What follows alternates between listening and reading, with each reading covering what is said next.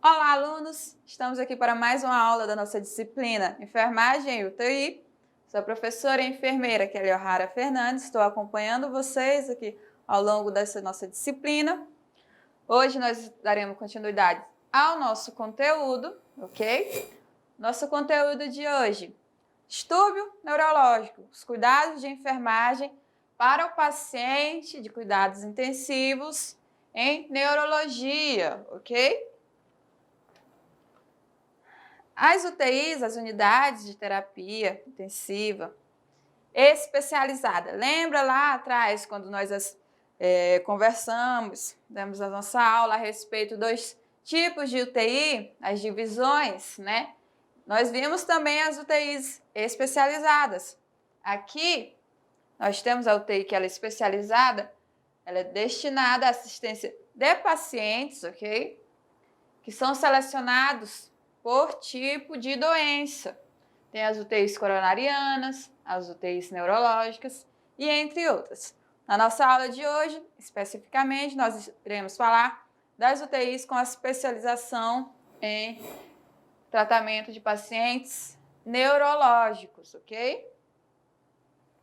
A UTI neurológica, logo então, ela vai estar fazendo ali parte do conjunto das UTIs que são consideradas específicas, ok? A UTI neurológica está dedicada ao tratamento de pacientes das mais diversas patologias. Mas quando nós estamos falando de neurologia, tá? Principalmente dos cuidados relacionados à parte neurológica do paciente. O que é essa parte neurológica, gente? Vai ali desde pacientes que estão afetados pelo acidente vascular cerebral, hemorrágico ou sistêmico, tá? Aqui, acidente vascular cerebral. Nós podemos conhecer pela sigla AVC, tá? O AVC, ele pode ser hemorrágico, tá? Quando há um extravasamento sanguíneo no cérebro, formando um coágulo, ou ele pode ser isquêmico. O isquêmico é quando há uma obstrução de algum vaso sanguíneo e essa obstrução vai fazer com que parte do cérebro, tá, fique sem suporte sanguíneo, ele fique isquêmico, não está recebendo sangue, tá? Então, esta parte do cérebro que não está recebendo sangue, ela vai sofrer os efeitos, tá, desta isquemia, resultando num AVC isquêmico, tá? Nas biografias mais atualizadas, vocês podem também ver como AVE, acidente vascular encefálico, ok? Também vão atender pacientes que podem ter sofrido traumatismos cranianos, tá? Crânio encefálicos. Quando nós falamos de traumatismos, ele vai estar ali relacionado a acidentes, tá? Quando o acidente ou alguma pancada muito forte na cabeça, ele houve um trauma, tá? O trauma ele pode ser pela colisão entre dois objetos, no caso ali a cabeça e uma outra superfície, ou pode ser também infligido por algum objeto pontiagudo, etc., tá? E nós também vamos cuidar das infecções do sistema nervoso central. Quando nós falamos de infecções, estaria envolvido também, tá, um agente infeccioso, tá, um agente patológico. Um exemplo desses, tá, pode ser a meningite, ok? Quando nós falamos de meningite, tá, it é o sufixo lá de infecção, e quando nós estamos falando das meninges, são as camadas ali que estão fazendo a cobertura, tá, da nossa massa cefálica, as meninges. Isso é anatomia, ok? Também, a UTI especializada em neurologia, ela pode estar atendendo pessoas que estão sendo acometidas pelo aumento da pressão intracraniana, tá? nossa massa encefálica ela está suspensa em líquidos, tá? O líquido cefalorraquidiano. Esse líquido, ele está fazendo uma proteção, tá, da nossa massa encefálica em relação ao crânio, a parte óssea, ok? Então, quando esses líquidos eles estão fora do equilíbrio normal dele, da normalidade, pode ocorrer um aumento da pressão intracraniana ou da PIC, tá?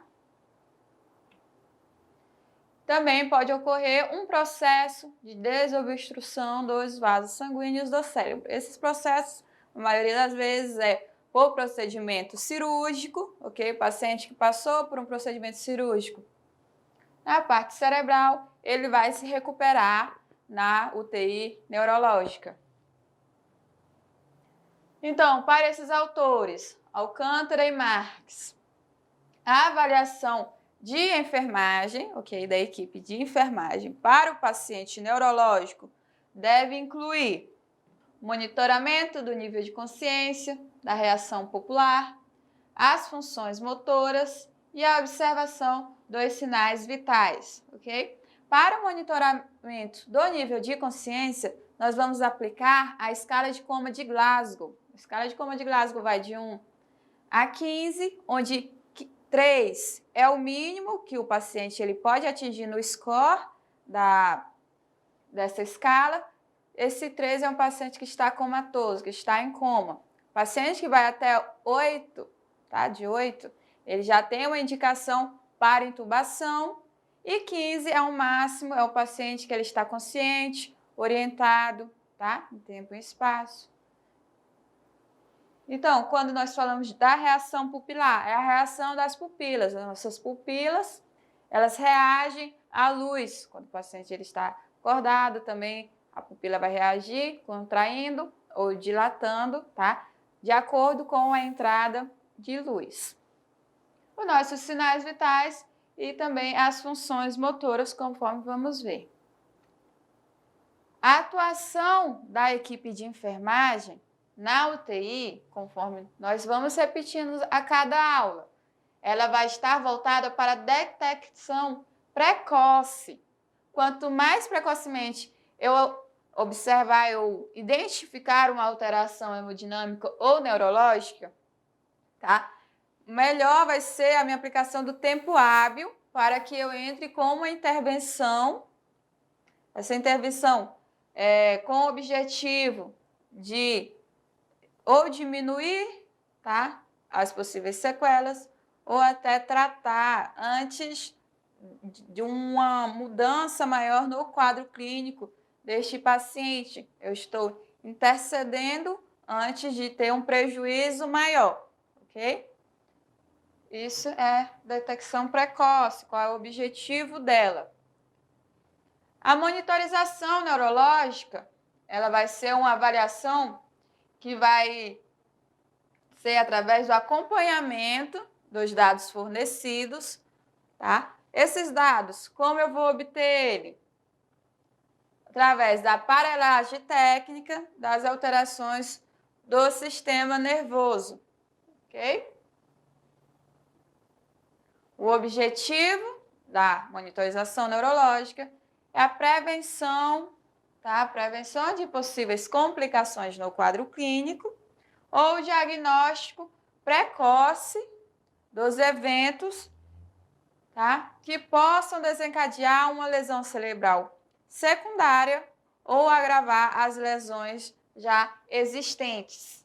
Imagina um paciente que ele teve ali um AVE isquêmico, um AVE hemorrágico.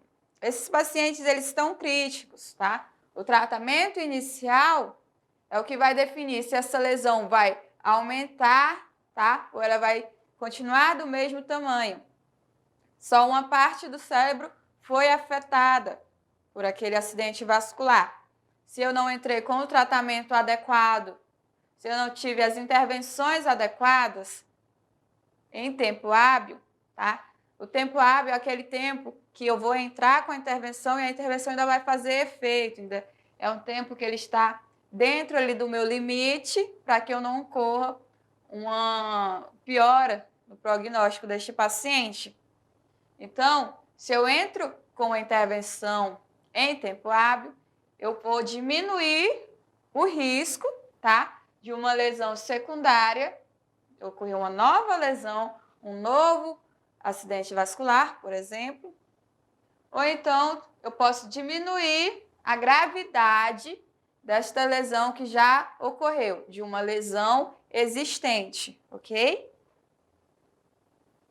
O paciente neurológico, especialmente, ele precisa de uma percepção aguda, acompanhamento vigilante da equipe de enfermagem. Isso, conforme nós estamos aprendendo na nossa disciplina, todo paciente de tratamento intensivo, ele precisa de um acompanhamento mais rígido, um acompanhamento vigilante, que vou utilizar tanto a minha observação, os dados observacionais, ali do acompanhamento desse paciente, como vou usar também o meu conhecimento técnico, tá? Para mim poder interpretar esses dados da monitorização. Interpretando os dados, o que aquilo significa? Eu transformo o dado em informação. Com essa informação, eu vou conseguir me direcionar no tratamento, ok? Vou ter o tratamento que ele vai ser mais eficaz, tá? Eu tenho uma tomada de decisão baseada em fatos. Tomando essa decisão com a realidade do meu paciente, eu melhoro, tá, as minhas chances de sucesso, as chances de melhora no quadro clínico, chances de sucesso do tratamento, ok? Então, no paciente neurológico, em especial, nós vamos utilizar 3 monitorizações básicas ali, que elas vão ser mais utilizadas. Nisso vai ser a pressão arterial média, a PAM, tá? Também vamos utilizar a pressão intracraniana, que é a PIC, e a pressão de perfusão cerebral, PPC. Esses são os 3 fatores ali principais que a equipe vai estar observando. Preciso de dados que estejam atuais, tá? Em tempo real, ok? São esses 3 parâmetros que eles vão ser de maior importância, ok? Para a manutenção das funções cerebrais. O nosso cérebro, ele é um órgão, tá? É um órgão vital e ele é um órgão mais sensível, por assim dizer. Ele precisa, todos os nossos órgãos precisam das condições ideais, mas o nosso cérebro especificamente, ele é um órgão que ele precisa de um ambiente mais controlado, tá? Para que não haja maiores sequelas, maiores prejuízos, tá? A nossas funções neurológicas. Então, a PIC, principalmente a pressão intracraniana, quando aumenta essa pressão intracraniana, o nosso cérebro ele pode se comprimir, tá? Então, vai ter um efeito ali cascata. Uma coisa vai levar a outra, piorando o quadro deste paciente. E a perfusão cerebral, eu vou estar avaliando o que é perfusão. É a quantidade sanguínea que está sendo ofertada, que está sendo utilizada por aquele tecido. Perfusão, tá? Tecido cerebral, tecido nervoso. A PAN, como nós vimos lá na aula passada, ela vai ser uma monitorização constante, tá? Aqui, da introdução de um catéter. Conforme nós vimos, quando introduzimos o catéter, nós temos um método invasivo, parâmetro que ele é invasivo, ok? Esse catéter, para monitorar a PAN, ele vai se inserir na artéria. Aí já é um catéter intra-arterial, ok? Através da punção ou da dissecação. Qual a diferença entre punção e dissecação? Na punção eu estou introduzindo, tá, um mecanismo, uma haste metálica ali, cilíndrica, está puncionando, está adentrando. Na dissecação, dissecação vem de cortar, tá? Então, estou havendo ali uma dissecação de uma artéria, ok? Que vai ser conectada ao sistema de transmissão de pressão. Esse sistema de transmissão de pressão vai estar conectado ao meu monitor multiparâmetros, tá? Esse monitor multiparâmetros, ele vai dar os valores na tela. Mas para me conectar ao monitor multiparâmetros, eu preciso de um transdutor, tá? Este transdutor é que ele vai fazer aquele trabalho, tá? De transformar o dado que eu tenho lá da pressão intraarterial desse dispositivo, ele vai transformar num valor numérico, esse valor numérico que eu vou estar ali observando no monitor, ok? Esse é o transdutor. Vai ter o catéter, que ele vai estar introduzido ali no paciente, é um método invasivo. Tem o transdutor, do transdutor de pressão, que ele vai ser conectado ao monitor. Esse é o nosso sistema, ok? Quando nós falamos da PIC, a pressão intracraniana, vai ser ali a pressão que ela vai estar sendo um resultado da dinâmica entre o cérebro, o líquor e entre outros. E também a caixa craniana propriamente dita. De novo, nós temos a caixa craniana, que é o nosso crânio ali, faz parte do sistema ósseo. Dentro da nossa caixa craniana, nós temos os diversos partes que fazem ali o nosso sistema nervoso, ok? Dentro da caixa nós temos a nossa massa encefálica, nós temos o cérebro. Mas o nosso cérebro ele não está solto na caixa, tá? Nós temos as membranas, temos as meninges. Entre elas nós temos o líquor, que é o líquido onde esse cérebro está suspenso, que vai evitar com que ele se movimente, que ocorra um trauma quando ele entre em choque, que a gente não balance a nossa cabeça e o cérebro balance junto, tá? Ele está ali num ambiente propício. Então, a PIC vai ser o resultado destes mecanismos agindo juntos, que ele vai ocorrer ali. A PIC normal, ela vai variar entre 5 a 15 milímetros de mercúrio, ok? Aí as alterações no conteúdo craniano, quais são essas possíveis alterações? Uma hemorragia, um aumento do volume sanguíneo dentro do crânio. Quando a gente tem um aumento do volume, a gente tem um aumento da pressão, ok? Essa é uma possível alteração que pode elevar a pressão intracraniana. Quando eu elevo a pressão intracraniana, vai ocorrer uma hiper de acima, hipertensão intracraniana, ok? Então, a nossa PIC, a pressão intracraniana, ela pode ser medida através da introdução de um catéter, tá? Este catéter, ele vai ser introduzido intracerebralmente, ele é um catéter intercerebral, que ele é permeado com fluidos, ok? Ou que ele pode ser também de fibra óptica. Este catéter, conforme lá a PAN, a pressão invasiva, ele também vai estar conectado ao transdutor. O transdutor pode ser aqui, conforme a nossa imagem, este equipamento, tá? Que vai possibilitar também que a PIC ela seja medida continuamente.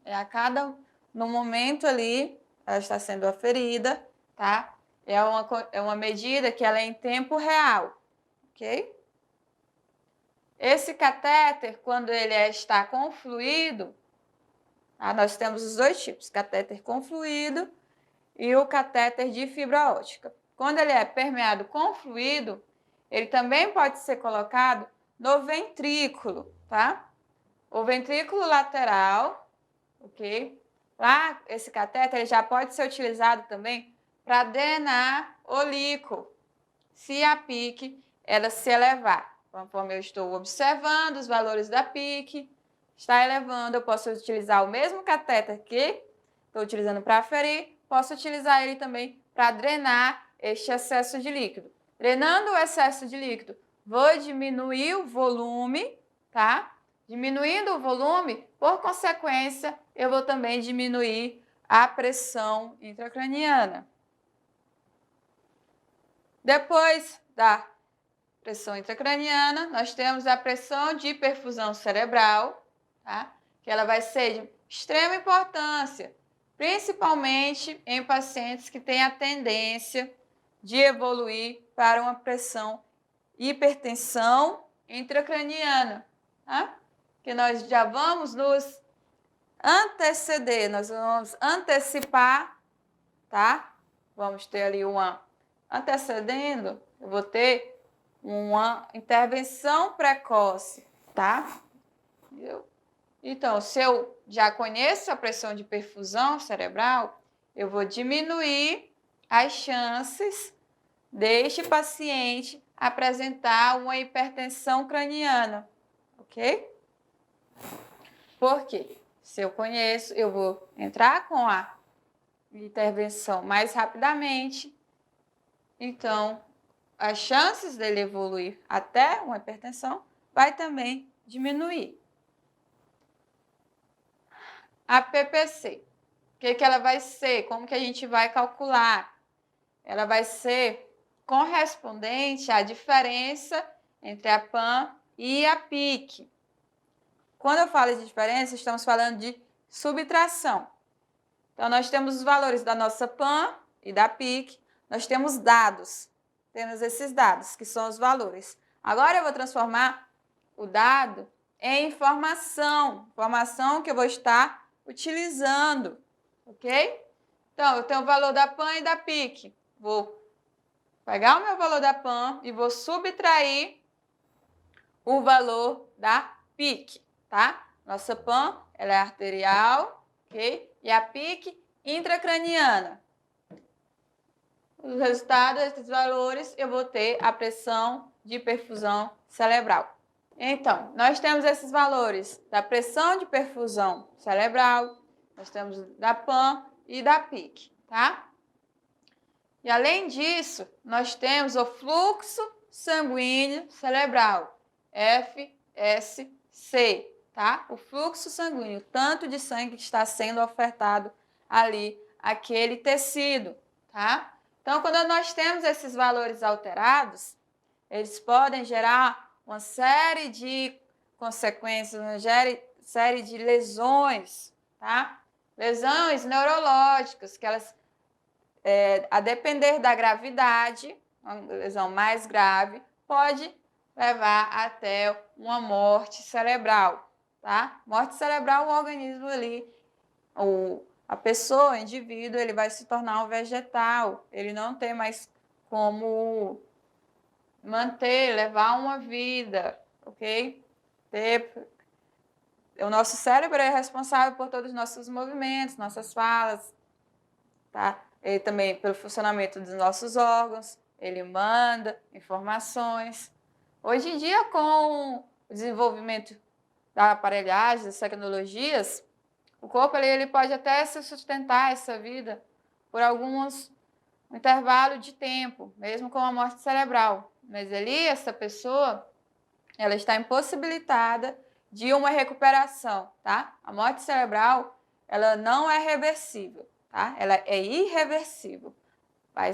Então, normalmente na UTI, quando é decretada a morte cerebral, tá? Que não, como a equipe de saúde já vai saber que ele não tem possibilidade da reversão deste estado clínico, aí pode ser que cheguem até ali uma conclusão de que seja melhor desligar os aparelhos, porque essa vida ali não tem mais a possibilidade de continuar, ok? Então, as doenças neurológicas, elas podem ocorrer de acordo com hereditariedade, genética ou congênita. Ela pode ser já Quando eu falo de doença hereditária, doença genética, são doenças que já estão impressas ali no nosso código genético, nos nossos genes. Não é causada por um patógeno, por um agente causador, ok? Um agente causador externo. Ele é uma causa interna. Ela também pode, essa doença hereditária, ela vai depender de um distúrbio no desenvolvimento embrionário ou fetal do sistema nervoso central, quando ele está se desenvolvendo lá no útero da mãe, quando está ocorrendo a diferenciação entre as células, vai ser formado o sistema nervoso, pode ocorrer ali uma anormalidade, tá? Um distúrbio no desenvolvimento e causar uma doença hereditária, uma doença também genética ou congênita.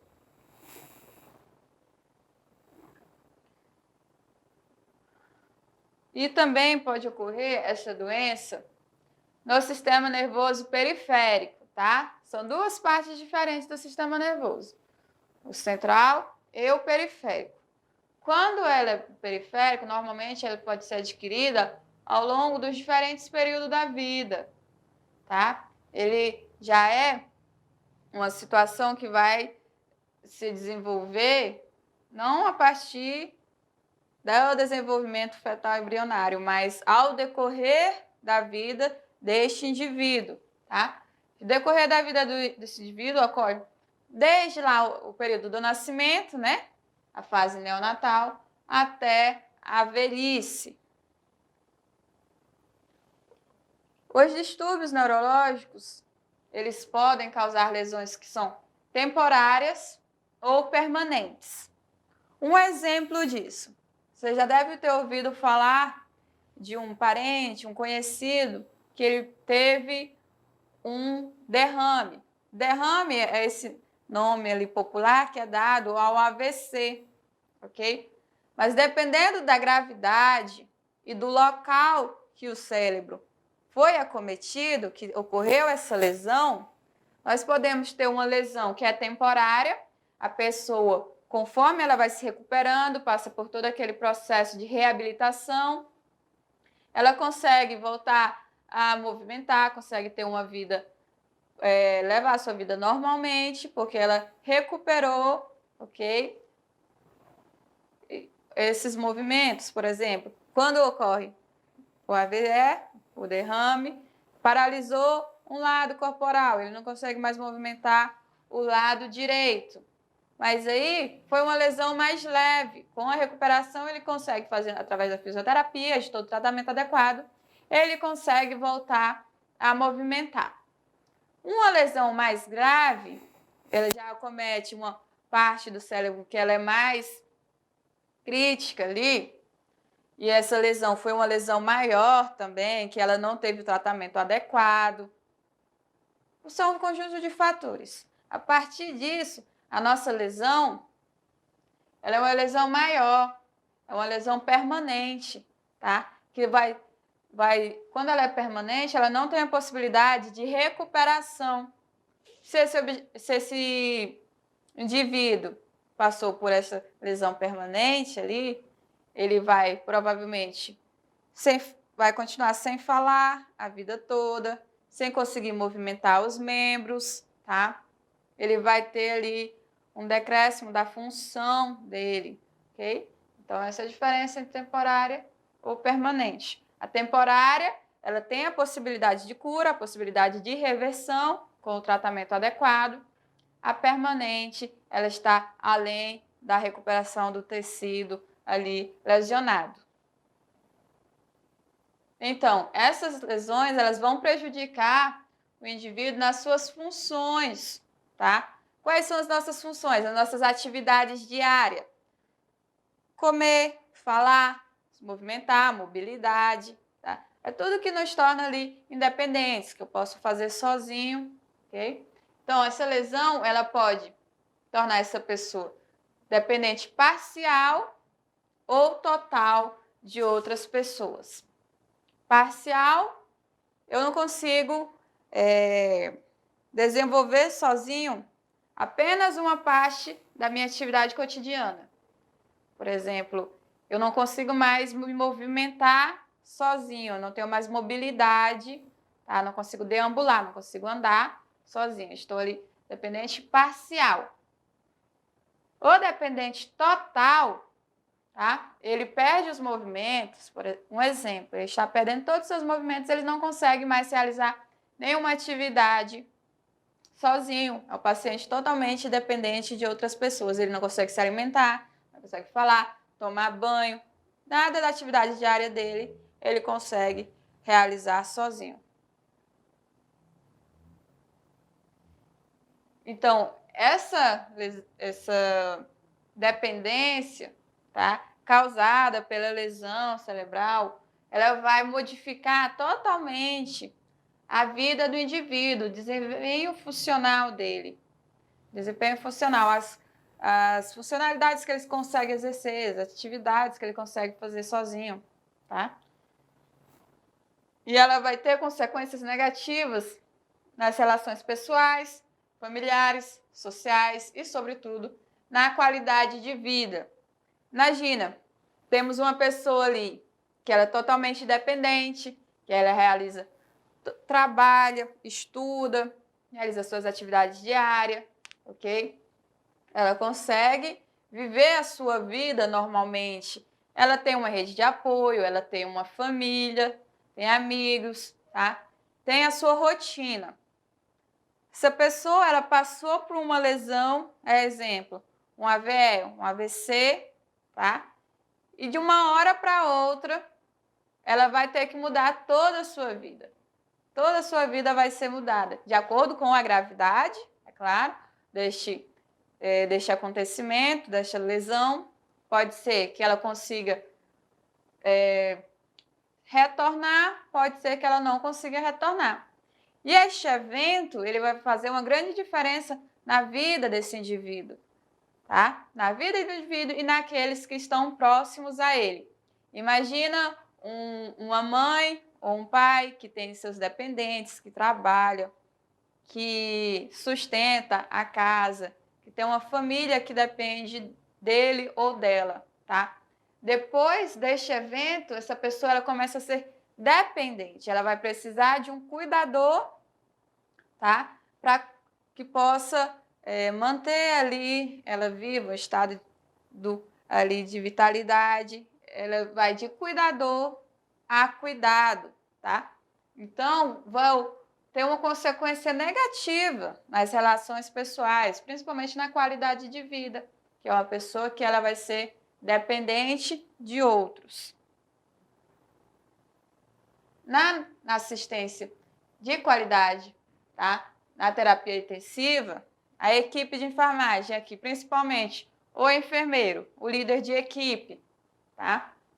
Ele tem obrigatoriedade de estar lá inserido na UTI, toda UTI, segundo o Conselho Federal de Enfermagem, o COFEN, isso é regulamentado, toda UTI, obrigatoriamente deve haver enfermeiros, tá?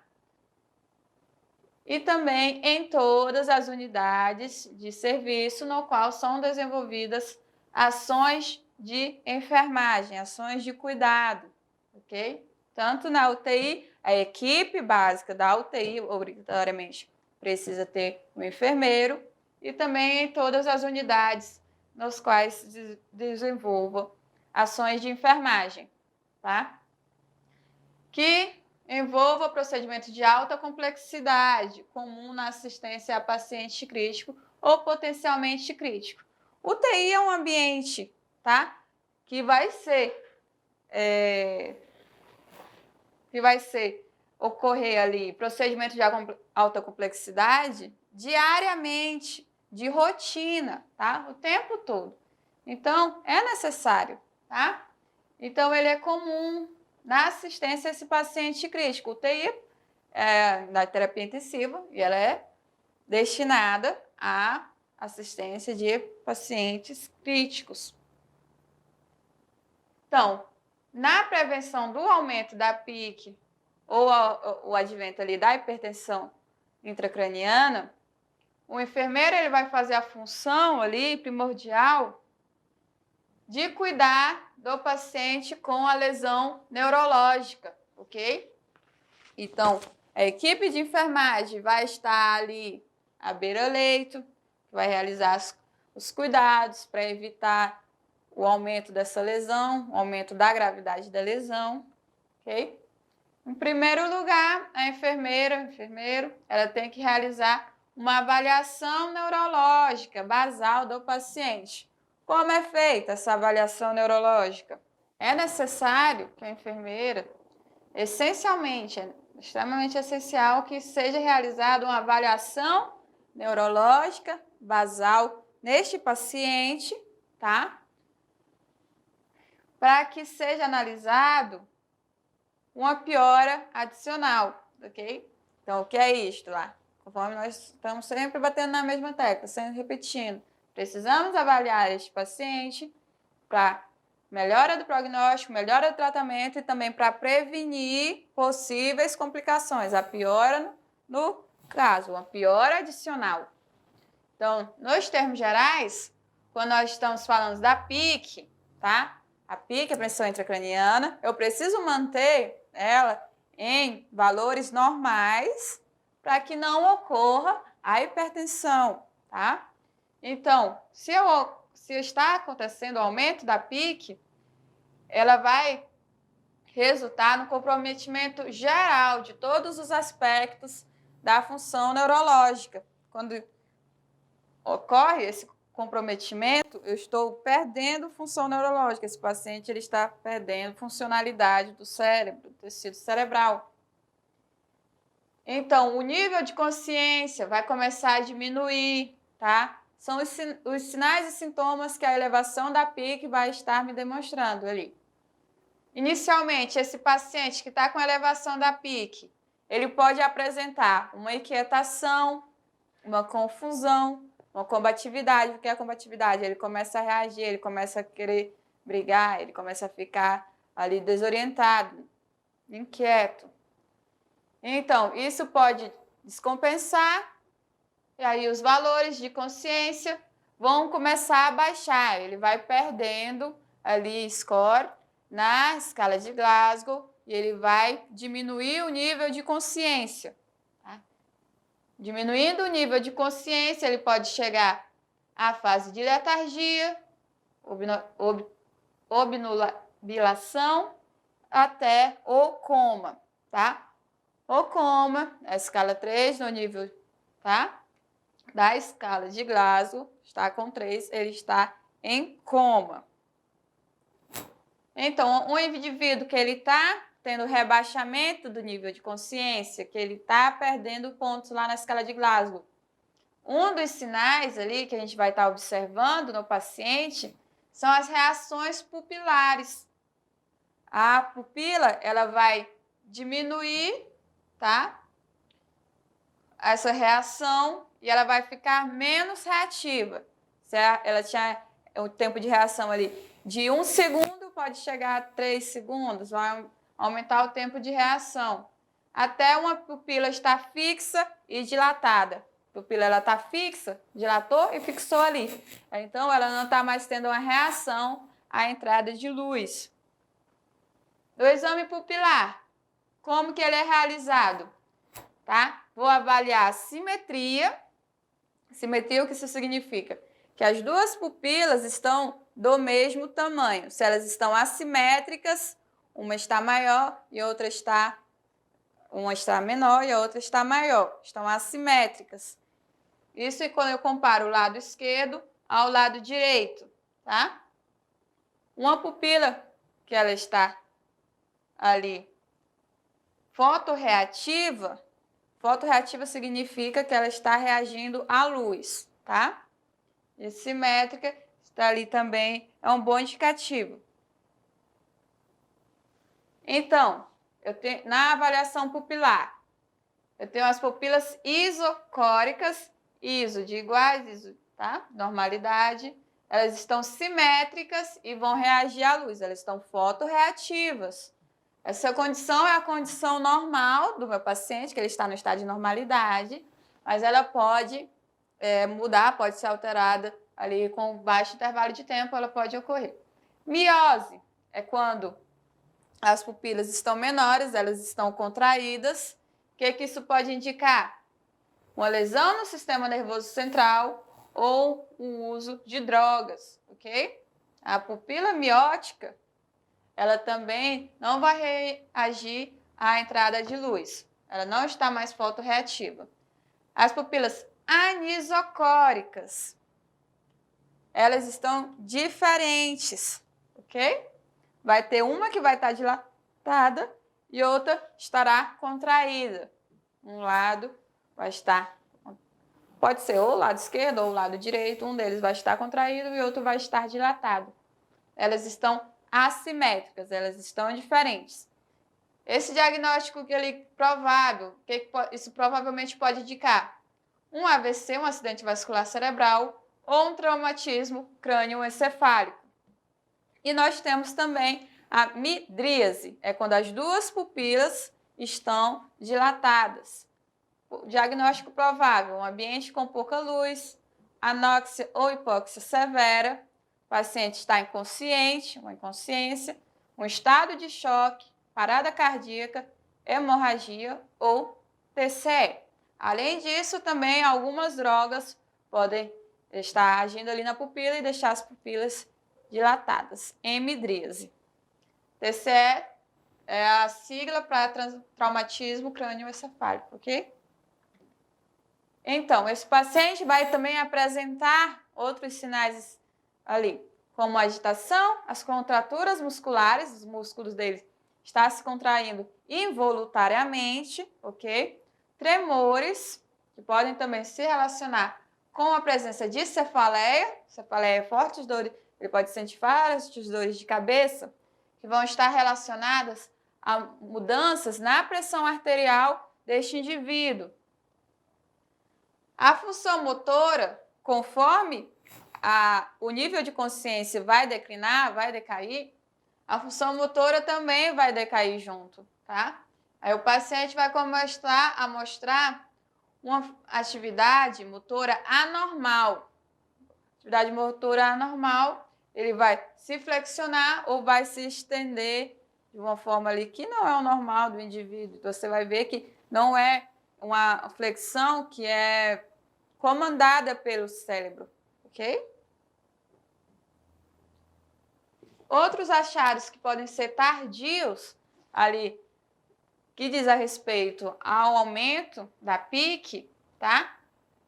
Mas ele já é tardio, ele já vai aparecer depois, ok? Pode ocorrer ali na variação dos padrões respiratórios, que mais tarde vai chegar até uma apneia total. A apneia total, o indivíduo vai parar de respirar. Então, nós temos a tríade de Cushing. Essa tríade de Cushing são os 3 fatores que estão relacionados ao aumento da PIC, tá? A bradipneia, bradicardia, hipertensão, tá? Bradipneia está com a frequência respiratória abaixo dos valores normais, bradicardia, frequência cardíaca abaixo dos valores normais, e a hipertensão está com os valores da pressão arterial acima dos valores normais. Então, vai ocorrer ali o aumento da pressão arterial, principalmente da sistólica. Sistólica é aquele primeiro valor, que equivale à sístole do coração, redução da frequência cardíaca e um padrão respiratório irregular. Tá? O alargamento da pressão do pulso também pode estar relacionado à herniação. O alargamento da pressão de pulso. Então, outro item ali também que a equipe de enfermagem vai estar avaliando neste paciente, convulsões, ok? O paciente neurológico, ele pode chegar a apresentar as convulsões.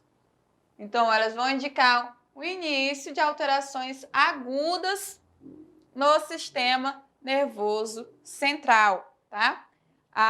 Quando ocorre uma convulsão e não entra com uma terapia adequada, com uma conduta adequada, ela pode agravar a lesão, tá? Lesão tecidual no cérebro.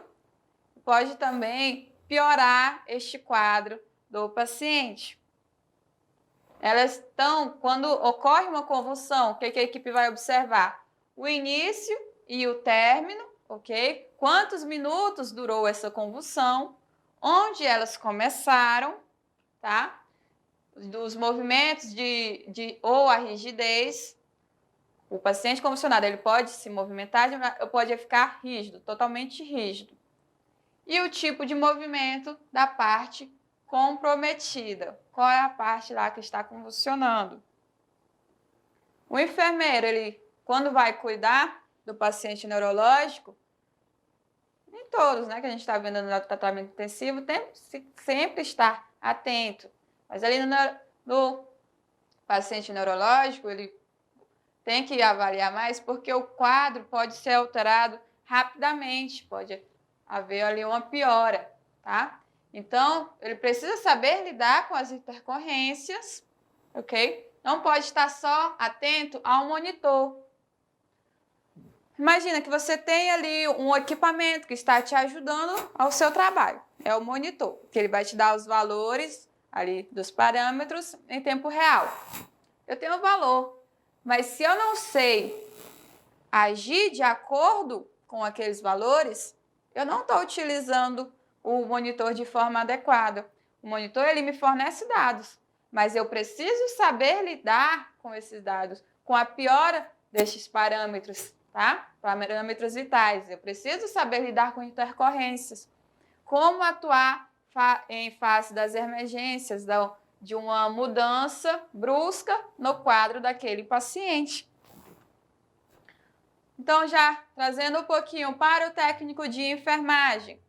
O técnico de enfermagem, ele tem a possibilidade de se especializar em UTI e ele vai exercer inúmeras atividades ali no dia a dia dos cuidados de enfermagem, tá? Ele vai prestar esses cuidados antes e após durante e após os exames de imagem, tá? De métodos gráficos. Ele vai atuar coletando material biológico para análises clínicas. O que seria o material biológico? Ali pode ser sangue, pode ser fezes, pode ser urina, saliva, ok? De acordo com o exame solicitado. Vai estar também cuidando de pacientes pós-transplantados. Esses pacientes são pacientes que estão lá na UTI, ok? Paciente que ele fica pós-transplantado, pós-cirúrgico, a recuperação dele, como é uma recuperação mais crítica, mais delicada, ele vai ser enviado para a terapia intensiva, ok? Para a unidade de terapia intensiva. Pacientes também que estão em terapia renal substitutiva. O que é uma terapia renal substitutiva? Hemodiálise, tá? Porque o aparelho de hemodiálise vai estar substituindo o rim na função dele, tá? Então, a filtragem sanguínea vai ser feita em ambiente extracorpóreo. Então, é uma terapia renal substitutiva. Além disso, o que o técnico com especialidade de UTI pode fazer também? Vai prestar cuidados de enfermagem ao paciente que ele está com suporte ventilatório invasivo. Suporte invasivo, tá? Pacientes intubados, ok? Que estão com dispositivos dentro ali das vias aéreas. Nós temos também o suporte ventilatório não invasivo, que é através das máscaras, do catéter nasal, por exemplo. O técnico vai identificar o mecanismo de ação, principais efeitos colaterais no preparo e administração dos medicamentos, tá? Esses medicamentos que vão ser utilizados no tratamento do paciente grave, tá? Já um conhecimento mais específico daqueles medicamentos que são utilizados ali no dia a dia de uma unidade de tratamento intensivo.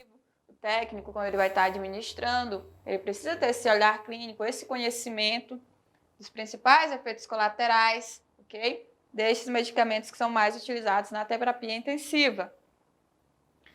Além disso, vai realizar a coleta dos dados para balanço hídrico, tá? Balanço hídrico, ele é realizado de acordo com a quantidade de líquidos que o paciente está ingerindo ou que está sendo injetado, tá, na corrente sanguínea dele, e também o valor que ele está excretando, tá? Aí é feito o balanço. E o técnico vai atuar, ele faz uma parte da equipe, tá, de terapia intensiva, vai atuar junto ao enfermeiro e aos médicos, tá, nas intercorrências apresentadas pelo paciente, como arritmias, a ressuscitação cardiopulmonar, a RCP, o técnico, durante uma emergência, uma parada, tá? O técnico ele pode atuar na ressuscitação, vai estar auxiliando. E ele também vai estar realizando procedimentos invasivos à beira-leito, como a passagem de catéteres e traqueostomia, tá? Quando são catéteres centrais e traqueostomia, com métodos invasivos ali, ele vai auxiliar, vai participar do procedimento, na maioria das vezes, auxiliando. Então, esta foi a nossa aula de hoje. Espero que todos tenham compreendido o nosso assunto. Relembrem, tá, o conteúdo lá no material didático, ok? E também anotem as suas dúvidas para serem sanadas. Não guarde perguntas. Eu espero que vocês tenham tido uma boa aula e até a próxima.